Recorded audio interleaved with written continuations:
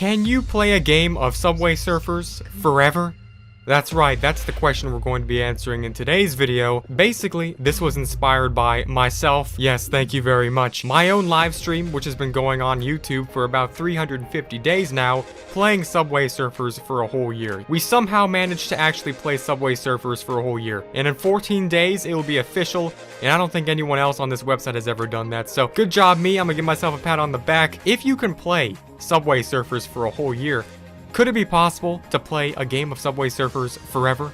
Now, before we get started with this video, my name is Dallas, aka Infernus, and if you're new to this YouTube channel, I would recommend that you just, kindly obliterate the subscribe button, which is below about 2 inches this screen right here, and if you do that, you'll actually get 10 years of good luck. But this video admittedly was inspired by another video around the same lines, but it was actually about Tetris. Could you play a game of Tetris forever? Could you actually play a non-ending game which, by its own design, should be able to be played forever, actually forever, without stopping, without any problems at all?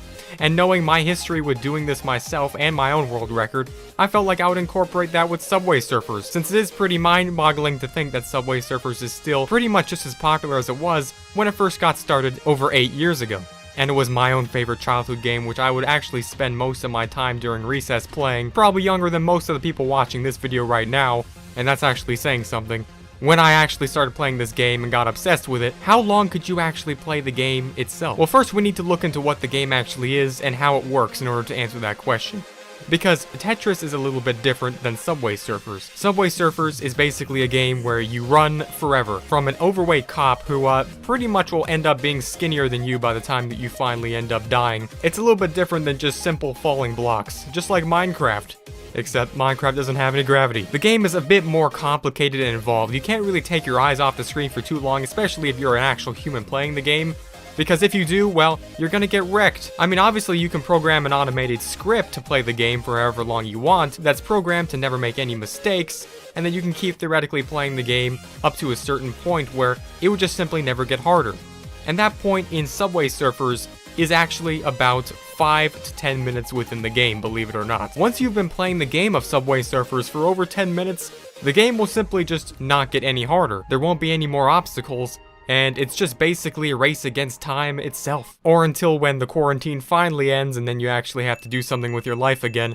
But Tetris is a little bit different, because Tetris, believe it or not, never actually has a point where it stops getting hard. It keeps getting worse, and there's not really a for real point in the game where, in fact, you could just keep playing and it would never stay the same difficulty. So the problem is, if you were to try to do this, you have to, of course, first of all, not be a human being. With Tetris, you would have to have a different type of bot automatically playing the game, because it would have to automatically learn how to play the game better and better and better as the game progressed.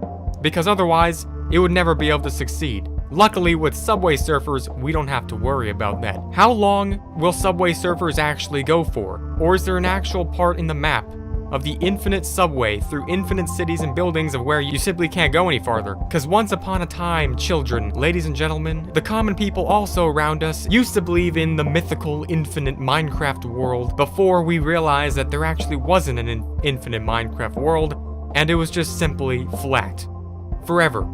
Until 30 million blocks, which isn't forever, so I lied. So is that the same thing with Subway Surfers? Obviously, when it comes to the points of the game, you can only get to a certain level where eventually the points would just stop being added, and in fact, they would just start reversing.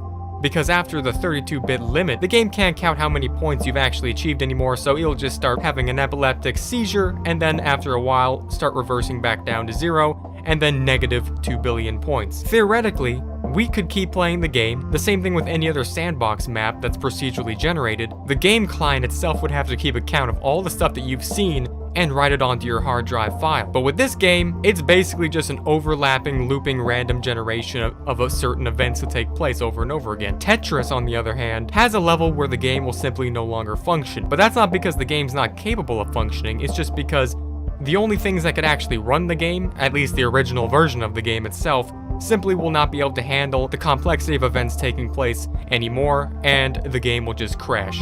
On your pager or whatever that you used back then? I have no idea. But basically, we can assume that, in fact, Subway Surfers will also have a point where no return will happen as well.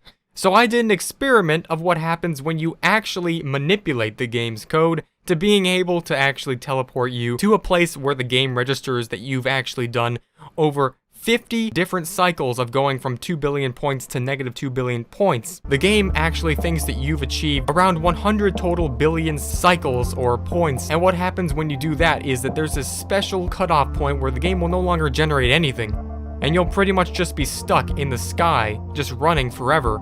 But the points themselves will no longer register at all. Why it happens at this specific point, around 50,000 cycles of hitting 2 billion points over and over again, I have no idea. But I believe that it just might be written into the random generation code of the game to not even bother to do anything after that point, because quite literally the universe would have ended in its heat death before any actual person would have been able to play that far.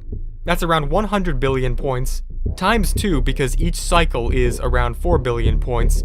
So you'd actually have to play the game and achieve 4 billion points regardless of what multiplier point setting you're on in order to get to the point where the Subway Surfers map or generation, whatever it's called, and you'll just be floating in midair, in the void, forever, never to see anything, or even the probably emasculated and mummified body of the still running and chasing after you security guard, who has now at this point probably just dissolved into a black hole or something. So that is in fact how long you could play Subway Surfers for. At the maximum playing rate of Subway Surfers when you have a times 30 multiplayer, it would take approximately 32 years to reach that level. So my stream would actually have to keep going for 32 years and to the point where I physically could not play the game anymore.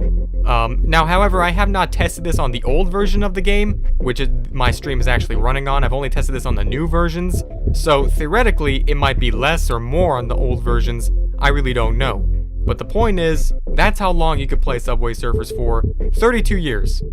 Which is not forever, but that's still kind of a little bit of time. So I hope you guys enjoyed this video, and if you want to spend 32 years of your life trying to get to the edge of the map of Subway Surfers on your own, and my live stream, which is somehow already about to end, is going to end really soon, go ahead and check that out as well if you're interested.